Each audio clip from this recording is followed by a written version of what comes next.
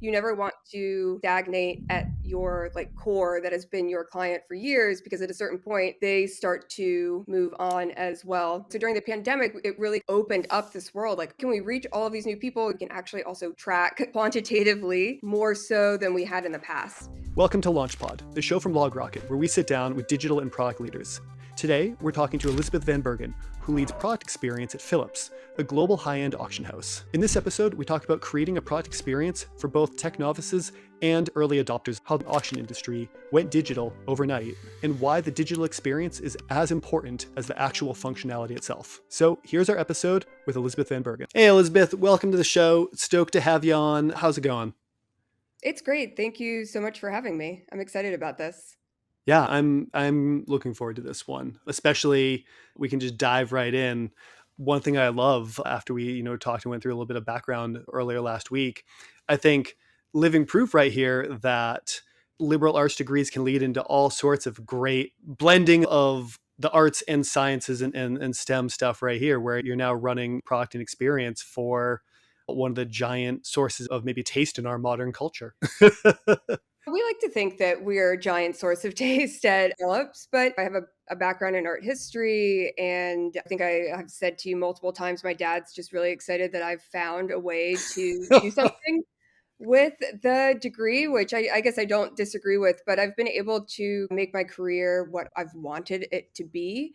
And so for me, first, it was opportunity within the digital content space, and then that kind of grew into product from there. Yeah. First, any place that's able to sell a Paul Newman watch, original Rolex, I am a huge fan of, just right off the bat. I think that's high taste right there. You made a whole career out of basically how do you productize taste? How do you communicate cool? How do you get people hooked on that feeling between PR and into the auction world and fine arts world?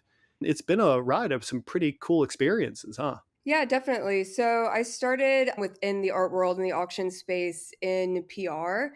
So from that position, we were really storytelling.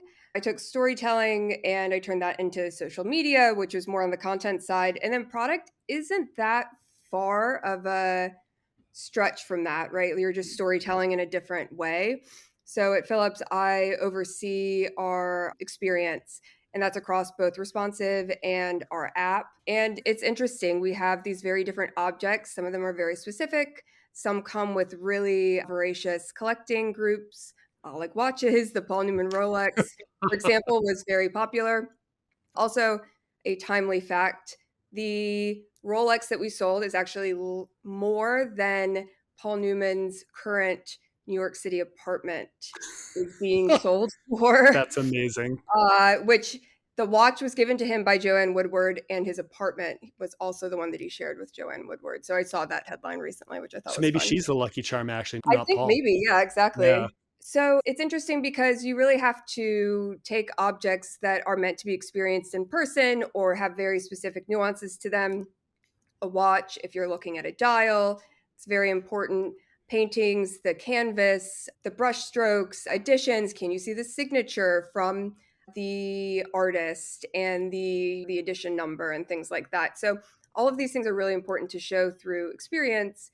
And when you're taking something that's very high value and also seen in person, I would say seen as, at least previously seen as, an in the in-person experience was more valuable than the digital experience. It's definitely been an interesting journey, if you will, not to use overuse journey as we do sometimes. I think there's a lot of lessons here that not just, if you think about just in the world of high-end auction houses, there's only so many that operate at scale. But if you think about what you just talked about, right, like how do you take an experience that's meant to be in person and put it online? How do you build digital experiences that match to expectations? And that could be, like you said, seeing the fine brushstrokes of an artist. That also comes down to just like trying on a pair of pants.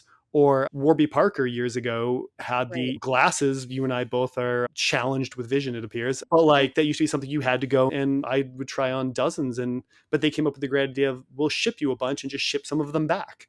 So there's all these ways to solve this idea of high touch what used to be expensive problems and solve it in digital ways, or blend the digital and the in-person. That really interesting to see like how you've approached it here in a world where glasses are somewhat expensive, but they're not hundreds of thousands or millions of dollars, but a lot of those lessons port. So definitely I think the point is made that it's interesting to see how all of these things come across. Now, I actually have a bit of a question for you on this. Is I think at some level you've built a career, and please tell me if you disagree, but you've built a career on being able to package this feeling or package this. There's some level with a lot of the art, especially like Phillips deals with, of you get more than just seeing a picture. You get a feeling, or it's cool. It's taste. It's something about it. What is taste? I think taste is one of those great things where it's very personal to everyone. So, one of the great things that we do on the experience side of things for Phillips is we provide an experience that can work across clients who want absolutely no touch, if you will. They are fine navigating our site on their own. They love viewing our app, all the way to the clients who are like ultra high touch, personal communications, showing them the art, but also being able to offer a digital experience to that same client, maybe prior to being able to visit the work in person or prior to being able to see the watch in person. So, a lot of what we do is offer different multimedia for our objects, whether that's a 360 in terms of similar to if you were shopping for shoes and you wanted to see the 360 view and the soles and things like that, we offer that for some of our objects. Or we also have something that we do for all of our high value paintings, object videos. This allows clients to be able to see the surface of the painting and to really give that feeling of being with the work without having to be with the work.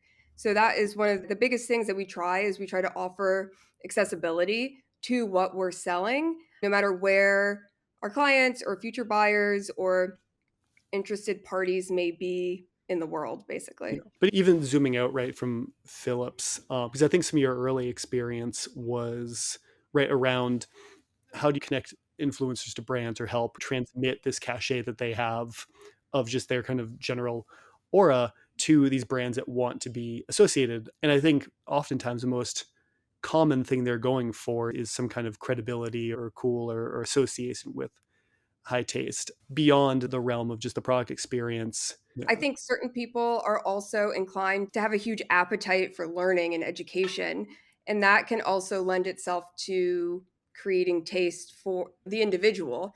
So I think that whether you want to get into collecting or even me from a product standpoint, it's not something that I necessarily did in a very traditional way. I like to educate myself on things that I don't know or things that I'm interested in that are related to other interests. And so I feel like taste can also be, I think the more individuals that you can come across within your career or personal lives that come from different backgrounds, I think that's hugely educational and also just helpful informing taste. I think from an experience standpoint, you always have to understand that not every user is going to be the same. We say clients at Phillips, but user would definitely be the more ubiquitous term in terms of not every user is going to be the same. So, how do you create an experience for every user?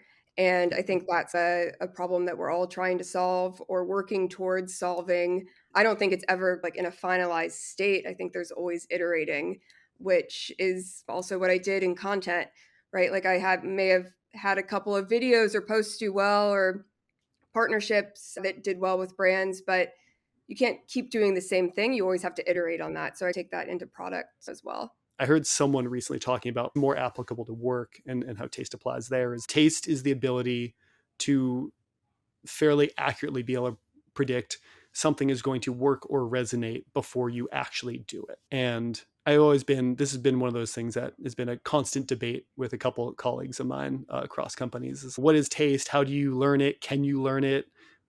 When you're looking for people, do you need to just go find people with it, or can you level people up there? And it's been one of my constant, back to you brought up curiosity. I think that's an area I'm always poking around in because I don't think I necessarily have the instinct for it, but always trying to learn. So I'm hopeful it's learnable. Yeah, I think it's definitely learnable, or even I think building a team around people with different skill sets is really important as well. So maybe one person isn't as inclined to one way of thinking, but another person is. So for me, it's really great working with people who are more technical Mhm. because I come from a very visual content, I don't want to say like flowery background, but it's a lot more like visual. Like I can tell if something is a couple of pixels off, whereas I might be working with someone on a more technical side who'd be like, what are you talking about? I'm like, this is literally like a pixel off. Like there's something off about it. So to me, that's really helpful because they may present something to me where I think I have a solution for whatever we're working on. And they're like, actually, that's not going to work. Technically, we need to do it this way. So I think in terms of having that kind of variety of talent is super helpful. I know I've learned a lot more, and that's how I've been able to grow into different roles by counting on other people really knowing that code more than myself, whereas I know the experience maybe more than they do. Where even you brought up one of the ways, one of your paths into product was when you're building experiences, you're not maybe thinking as much about, you have cohort of PMs and product people and engineers and designers who have very like frameworked, process driven. And then there's the other kind of side of how you get there, which is a little bit more instinctual or maybe qualitative about how you think about what users need and what's going to deliver them a great experience. I think you nailed it right there, right? The probably best way is having a team where you have a bit of both sides, a structured way of thinking through it and a maybe more qualitative. Some might view it as intuitive. I think oftentimes, though, intuitive comes from doing the work to Mhm. study and understanding. One thing I'd love to chat with you about is your time over at Phillips. Basically, you talked about you were in content for a while, and one of the things that kind of helped you move into product was that the kind of understanding of what the users or client wanted, what they were looking for, how to deliver a great experience. But you made that transition just in time for the bottom to completely drop out, the in-person market for high-end auctions to just end like overnight seemingly. And of course, we were talking about 2020 and COVID. What was that like? Like, how did that look for a business that relied so heavily on in-person events to just basically binary go to zero? I think it was a reckoning for the whole world. Yeah. But Yeah. I think for an industry that is so rooted in tradition, like the auction world, it was really the catalyst that drove everyone to really be interested in the change. Not that they weren't interested before, but in the before times, I'll say, there were a lot of other aspects of the job that were more important. So while the social media presence of the auction house was incredibly important before, and then even more so after, during the pandemic, there were just other focuses across the board for our specialists who are experts in the various different categories. There were industry specific events that really people counted on people being there and attending, whether it was Basel or Freeze or various different art fairs. So there were just other things that were happening. It wasn't that people didn't know that it needed to happen, that we didn't need to change our digital offerings. It just wasn't the core of what we were doing, like some of our other, you look at like luxury e-commerce sites like Net-a-Porter or Moda or something like that, where that is their core is e-commerce. Ours was something else. So, during the pandemic, it was the moment where everybody was like, okay, let's do this. Let's make a shift. So while it was an incredibly successful several years for us, as well as other streaming platforms, etc., as well. But I always like to say it changing something within the auction world can sometimes be like sometimes it's like trying to move a mountain, right? Like Yeah.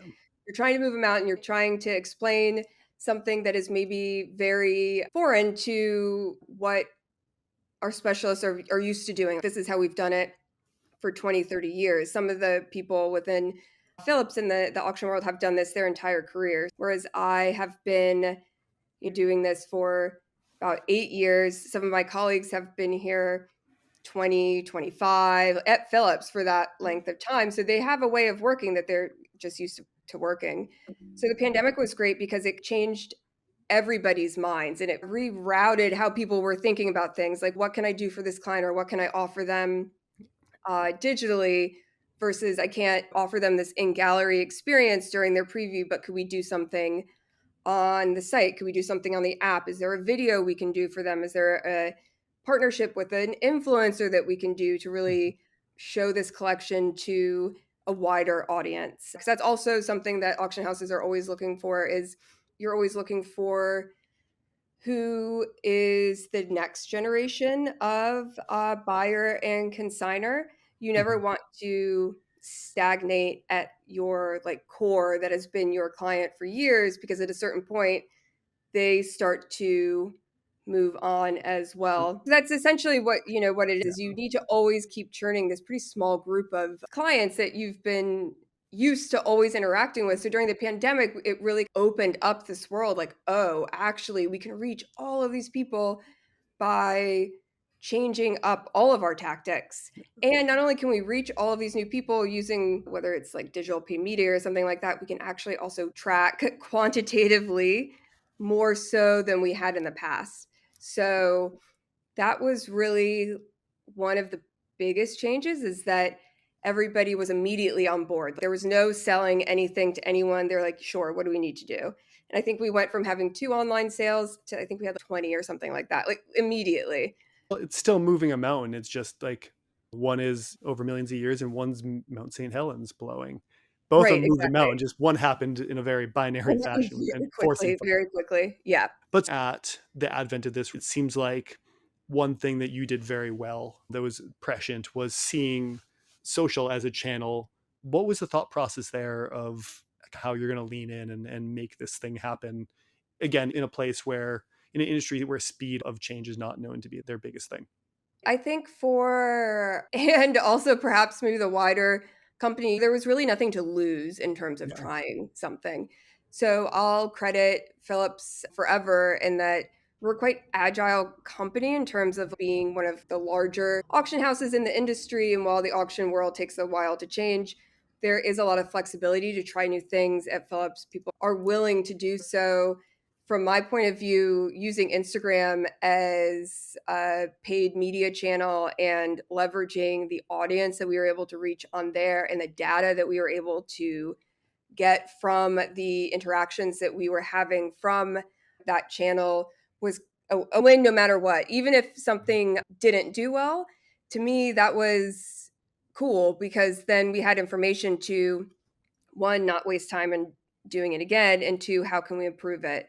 And one of those things was really, how do we send people from a channel that is not our website or our app? How do we send them back there? So that's always, in terms of when I was working on the content side of things, it's always how do we get people back into the Phillips world and the Phillips ecosystem on site or on our app.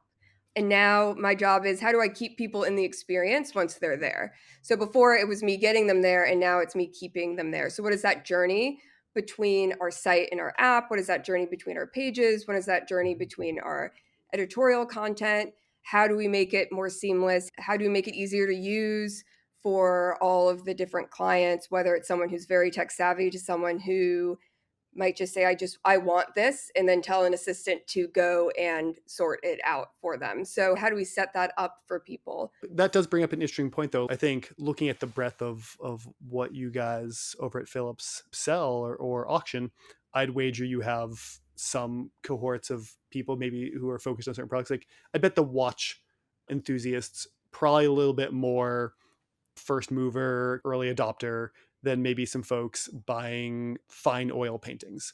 That could be a terrible generalization, and maybe I'm wrong in the detail, but like, how do you build an experience that takes into account these people who are a lot more technologically open and driven, and they're on the newest platforms and understand how all these things work, and then the folks who still up until COVID basically went and sat in a room and raised a paddle Mhm. and maybe even didn't have smartphones. So I think one of our big things is always creating parity between experiences. So if we have Mhm. parity between our gallery experience to our app to our site, it creates this familiarity with the Phillips world. So we always want to create the journey for the client. We want to show people what they can do, not force them, this is what you have to do step by step, but really be able to offer someone who, let's say an early adopter, they just want to register to bid, place an advanced bid, forget about it, come back later, check in.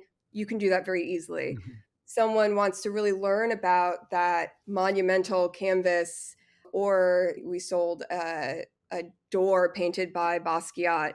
Someone really wants to learn about the work, so we're offering them, multiple editorial articles, a video, and then on the actual object page, the product page, if you will, really offering them a lot of educational content, offering them the ability to request condition reports, offering them very easy contact information about the department. So that person who may have had that experience or preferred that experience in person, we've really been able to also bring that online and be able to offer them it in terms of the digital space from a product standpoint. Whether or not people prefer that now because the in-person experience is available, I think that's definitely will always be a personal preference. Some people will just always prefer that personal high touch, but the idea for us is to be able to create an experience where for 80% of the clients, not necessary. So the 20% of the market that we're looking towards, the ultra high net worth individuals, we'll always be able to service them with whatever needs they may request or ask for. But by being able to solve for the 80%, it gives our team the bandwidth and ability to not try and look after everything all at the same time, but really be able to focus on the ultra high net worth individuals, whereas our tools are able to help those early adopters or people who may not need as much of a touch point. Right. And I guess that kind of brings us to right across all of these. I feel like across software, we had the setup where early on, I remember back in the early days of my career, the program just needed to do the thing. Like it didn't need Right. to be a great experience. It was just magical that you could go on your bank or that you could buy something online. And you moved into this world then of software pushing maybe into a world where you want design nicely. And then it became about experience. And I would wager that something like Phillips, the expectation of experience is even higher there, where you can't just possibly serve up some minimalist, in a bad way, not in a minimalist art, but like in a minimalist kind of barely there structural thing that just, sure, you can put a bid, maybe there's a weird process to it, but you need it to be an experience too that feels at the level of something that you're going to go out and buy a Basquiat or a Paul Newman watch or anything amongst that. Like experience has to be part of this. Where does that, it's literally in your job title too. Yeah. So how do you look at that kind of functionality versus experience? Sure. I think it's huge, like for especially within a very visual industry, design and experience are key to usability. Just because something works doesn't mean it works well or doesn't mean that it's right for the client necessarily. So for us, the experience needs to be seamless. It needs to be secure. I think if someone's bidding on something for $20,000, $25,000, $100,000 or upwards, you want to be able to use a tool that you feel works. So that means it doesn't have a weird text overlay on something that might be a fine bug if you were adding shoes to a cart, but not in an event based timely business. Most of what we're selling is very comes down to the last minute of the sale, whether it's a live auction or timed online. We really have to offer something that is seamless, fast, secure, and easy for clients to use. You don't want to ever create something, a product where someone is bidding that is going to have any sort of lag time, because the moment that you put a bid in, especially towards the end of a sale, is key to if whether or not you win that object that you're bidding on. Removing the ability for somebody to do something that needs to happen quickly and telling someone to go somewhere else is not necessarily the solution. So I think sometimes from a technical standpoint, it's, well, Yeah. it works. And then from my standpoint, I'm like, I totally agree, it does work. But trying to explain that it works, but with that asterisk is where it becomes difficult. So that experience part of it is really so key to what we do, even from building a new product to just our very basic, like day-to-day fixes. I was at what at one point was a extremely successful department store recently, and I think they're not probably doing as well as they have been in the past. But what was interesting was I had something I wanted to buy. I had it in my hand, and I walked up to a cash register which had a person at it, and was told, "Oh no, I'm not actually a cash register. You have to go over. I think someone's at that one over there. I saw someone there." So they sent me over there. Again, person was at the register who I was told, no, I'm not actually a register, despite there was a register there. I think you can check it over there. I went to the third one. There was no one at that one even. They didn't. And finally, I could see like a central register and finally went there. But I was bounced between four different places, the equivalent of, right, like you can't put a bid in here. You have to go over there. You Right. can pay here. Finally ended up there. And I was thinking if I didn't, I absolutely needed the thing. I had spilled something on a shirt and I needed a new shirt really quickly. But that's kind of thing, right? It served the purpose. I checked out. I gave them money. I got my shirt. But the experience wise, it's terrible. And you're not going to go back to something like that. But I can't even imagine if I was. I'm definitely not going to buy a nice suit there now. Right, exactly. And I think the key is what you just said is you're not going to go back to something like that. So Right. that is relationships within our industry are key. So you want people to keep coming back because whether someone is a consigner or a buyer, both are clients. Either way, the company is making money, and it's important to service both of those clients. So you Mm-hmm. always want people to be coming back because it can be a really great system. If you have a happy buyer, they come back, let's say maybe 5-10 years later, and they sell. You have a happy consigner, they like working with Phillips, and so now they only buy with Phillips, or they only look for certain, maybe they only buy watches with Phillips, or they only buy editions with Phillips, or things like that. So you also develop brand loyalty, if you will. And then also that trust is really key. um, I can only imagine, especially in something the level of high end that Phillips operates in, there's a lot of trust that goes into that. That you've sourced the right things. That there is this, it's going to be handled well. You don't want to be buying $1 million painting plus from someone who's like shoddy work everywhere else. So that right. level of trust seems vital. Um, It's definitely key. I'm not a specialist, I don't work on the sales teams, right. but I feel it just as much as someone who's on a specialist team who's working Yeah. with a client if something doesn't work correctly, because I'm like, oh, one, that's not the way it's supposed to work anyway. And two, I know how important that the seamlessness of an experience is digitally, even to our specialists who are in person with a client. So Right. even though some of what we do is still and will always be in person, that digital aspect of it, if someone's trying to WhatsApp someone something after a meeting that they said that they could, and now all of a sudden that share option isn't providing the correct metadata that's supposed to be there, that can be really frustrating. Can also like not always look as nice. And sometimes it just needs to look nice too, which Yeah, things looking right and being, for lack of a better word, like attractive is an important part of how we can't assign this much value to some of these art materials and art outputs and then say how we look as an app is meaningless. But it's the same thing, right? You don't own the in-person experience, but I think this kind of level of, right, to go back to taste or kind of luxury, this level of experience that Phillips offers and probably other similar high-end art houses, it's not one person's job or one team's job. You're not going to have just a terrible digital experience. They're all part of what makes this such a great experience. But even back to, so one thing I'm curious about is you talked about it takes a team, and there's in-person people, there's your team doing experience. mhm. Someone has to actually build that too. How does that interaction look, and how do you, I feel like it must take a lot of trust to, you don't have an engineering background, you don't have a code background, but you have to work Right. with someone who does to build these things. How do you communicate that where the output is going to be functional but also pretty, for lack of a better word? Right. I think I do think it's probably maybe a change for some of the folks who have come in recently because auction is very specific. I don't expect anyone to know what it is at all when they come to Phillips, because when I started at Christie's years ago, I didn't know.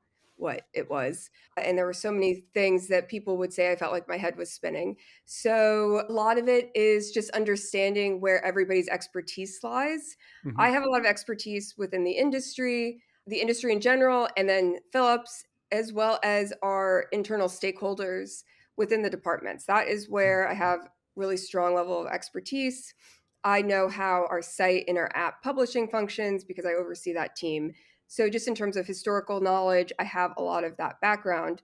Whereas people who are coming in from somewhere else, they have really great backgrounds in best practices of how to set up AWS and how to better code our condition reports on our site, or even just a simpler way of pulling in our data instead of pulling in everything in various different steps. Or like, this step is redundant, we don't need this, so the Java team will just ignore it and we can move forward. That's not something that we've ever had before, so it's really great being able to work with someone who's more technical and be like, oh, the API doesn't even need that because we can do it this way. And, oh, sick, that's great. Right. Let's And do makes it. it go faster and it's a better experience. Exactly. So we've really been able to scale quickly, Mhm. I would say, despite not everybody really understanding auction or anything like that, because they don't have to. Mhm. I know that some of my other colleagues, we know that we can provide that education, and that's not something that's something that's pretty easy to learn in terms of it's just a lot. But having someone who knows like best practices in terms of those things that I just mentioned is really helpful, because while we like to say that we are digital first at Phillips, we are an auction house. We're very Mhm. visual, and having that technical expertise is key because we don't necessarily have that amongst the rest of the departments. They're experts in watches, contemporary art, really amazing at curating exhibitions and speaking with clients. So it's very much a collaborative effort, I would say, at Phillips, in terms of everybody being able to bring something to the table. I think that's a really big part of what I like the most about where Phillips is going now and in the future, is that everybody has something to contribute. And it's nice to be part of a greater purpose, if you will. So we're a global business. We have to be digital.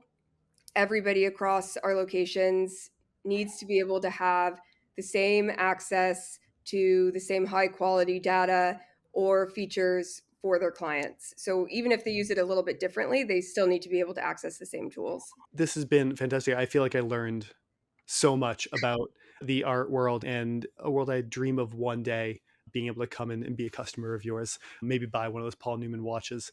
But until then, I really appreciate you coming on. This is so much fun, Elizabeth, and really cool Of to hear about course. how maybe something a little bit less traditional than maybe some of the audience thinks about operates. You know, people have questions or follow up things. Is there a great way to reach you? Are you on LinkedIn, or what's a good way to follow up? Yeah, I think the best way to follow up is just, I'm on LinkedIn, Elizabeth Van Bergen, all one word, and they can find me there. Please feel free to connect with me, reach out if you have any further questions. I'm happy to ask them. I always find it interesting to speak to people, Jeff, like yourself. It's in a more traditional product background, just because I come from such not that. So, like I was saying before, I learned something from everyone. So, I've really enjoyed speaking with yourself, speaking with Emily, speaking with Sybil. It's been, yeah, it's been fun. Thanks a lot, Great. Rob. Yeah, so much fun having you on. I think that's where that might be where taste comes from, is being able to blend all those backgrounds and Definitely. synthesize them together. So I cool. It agree was with great. that. It was a blast, and look forward to talking again. Thank you so much, Elizabeth. Thanks so much, Jeff.